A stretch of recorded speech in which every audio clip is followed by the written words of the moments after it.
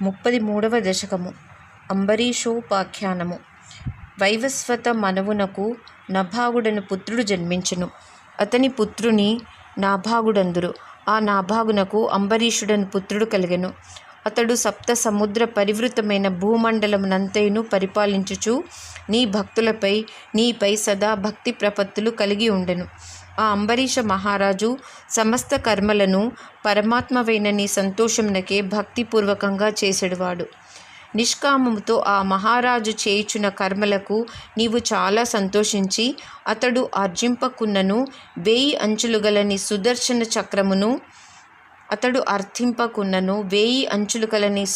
చక్రమును అతని రక్షణకై ఒసిగితివి.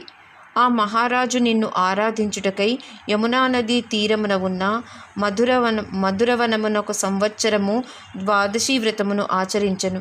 ఆ సమయమున తన భార్యతో కలిసి నిన్ను గొప్పగా ఆరాధించుచు ద్వాదశి వ్రతంలో భాగంగా బ్రాహ్మణులకు 60 కోట్ల గోవులను దానము చేసెను. ఒకనాటి పారణ దినమున ద్వాదశి రోజు అంబరీషుడు నిన్ను అర్చించు సమయంన దుర్వాస మహర్షి యమునా నది తీరమున ఉన్న అతని భవనమునకు వచ్చెను. ఆ మహర్షికి ఇతరులను బాధపెట్టు స్వభావమున్నది. అట్టి మహర్షిని భోజనము చేయుటకు రమ్మని పిలువగా అతడు తన నిత్య కర్మలు చేసుకొనుటకై యమునా నదికి మెల్లగా పోయెను. మెల్లగా అన్న పదము ఆ మహర్షి స్వభావమును తెలుపుచున్నది. స్వామి, నీ ప్రియభక్తుడైన అంబరీషుడు పారాణ సమయం మించిపోవుచుండగా బ్రాహ్మణుల సూచనలపై శ్రీపాద తీర్థమును మాత్రము పుచ్చుకొనెను. పిదప నిత్యకర్మలకు సంధ్యావందనాదులను పూర్తి చేసుకొని అక్కడికి వచ్చిన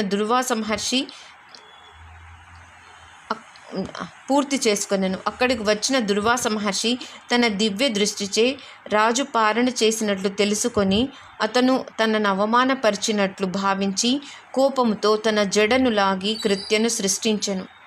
కత్తిని చేతితో పట్టుకొని తన జ్వాలలచే లోకములన్నింటినీ దహించుచు తనకెదురుగా నిలబడి ఉన్న కృత్యను చూసి అంబరీష మహారాజు ఏమాత్రమూ చలించలేదు. కానీ నీ భక్తుడు పడుచున్న బాధలను గమనించిన నీ సుదర్శన చక్రము మాత్రము కృత్యను దహించి వేసి తరువాత ఆ ముని పని పట్టుటకై అతని వెంటపడినది. దేవ, ఆ మహర్షి భయపడి రక్షణ కొరకై అన్ని లోకములందును తిరగసాగెను. కానీ అంతటను ఆ చక్రము తనను వెంటాడుచుండుట చూసి బ్రహ్మదేవుని శరణు జొచ్చెను. విష్ణు చక్రమును ఎవరు ఆపగలరు అని పలికి ఆ విరించి దుర్వాసుని పంపివేచెను. అంతటా మహర్షి కైలాసగిరికేగెను. అప్పుడు ఆ కైలాసపతి నీకు నమస్కరించి అతనిని నీ వద్దకే పంపెను.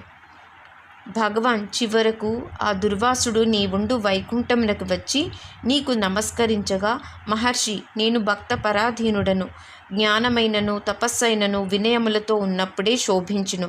కావున నీవు అంబరీషుణ్ణే శరణు పొందుమని చెప్పితివి. అప్పుడు ఆ దుర్వాస మహర్షి అంబరీషుని దగ్గరికి వచ్చి అతనిని శరణు వేడెను. వినయవంతుడైన మహారాజు కొద్దిగా పక్కకు తప్పుకొని సుదర్శన చక్రమును స్తుతించెను. విష్ణు చక్రము శాంతించి తిరిగి స్వస్థానమునకు పోయెను. అంతటా ఆ దుర్వాస మునీంద్రుడు రాజునకు కల భక్తిని, తప్పు చేసిన వానిని కూడా రక్షించు అతని దయాగుణమును ప్రశంసించుచు అతనిని ఆశీర్వదించెను. ప్రభు, అంబరీష మహారాజు దుర్వాస మహర్షి కొరకు 1 సంవత్సర కాలము భోజనము చేయకుండా ఎదురు చూసెను. దుర్వాస మహర్షి వచ్చిన తర్వాత అతనికి చక్కగా భోజనం పెట్టి సంతోషముతో ఉన్న ఆ మహర్షిని సాగనంపి తాను భోజనము చేసెను. నాటి నుండి ఆ మహారాజునకు భక్తి ఇంకనూ అధికమయ్యెను. చివరికతడు నీ సాయుధ్యమును పొందెను. గురువాయూరప్ప, నీవు నన్ను దయతో రక్షింపుము. అంబరీషోపాఖ్యానము అను 33వ దశకము సమాప్తము. ఓం నమో నారాయణాయ. 33వ దశకము. అంబరీషోపాఖ్యానము. వైవస్వత మనవునకు నభాగుడను పుత్రుడు జన్మించెను. అతని పుత్రుని నాభాగుడందురు. ఆ నాభాగునకు అంబరీషుడను పుత్రుడు కలిగెను.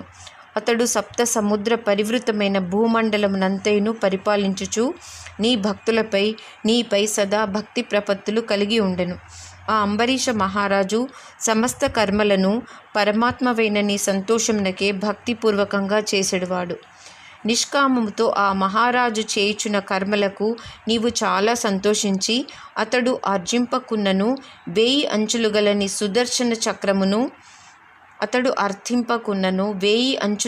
సుదర్శన చక్రమును అతని రక్షణకై ఒసిగితివి. ఆ మహారాజు నిన్ను ఆరాధించుటకై యమునా నదీ తీరమున ఉన్న మధురవనమునొక సంవత్సరము ద్వాదశి వ్రతమును ఆచరించెను. ఆ సమయమున తన భార్యతో కలిసి నిన్ను గొప్పగా ఆరాధించుచు ద్వాదశి వ్రతంలో భాగంగా బ్రాహ్మణులకు 60 కోట్ల గోవులను దానము చేసెను.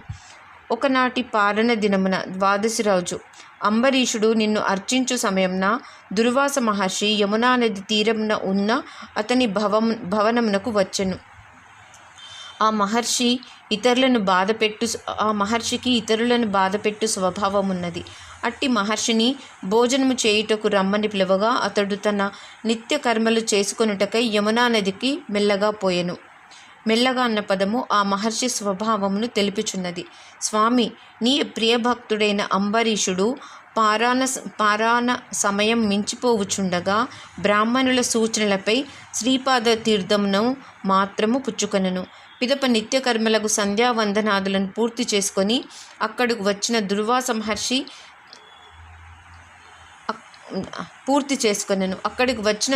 మహర్షి తన దివ్య దృష్టిచే రాజు పారణ చేసినట్లు తెలుసుకొని అతను తనను అవమానపరిచినట్లు భావించి కోపముతో తన జడను లాగి కృత్యను సృష్టించెను. కత్తిని చేతితో పట్టుకొని తన జ్వాలలచే లోకములన్నింటినీ దహించుచు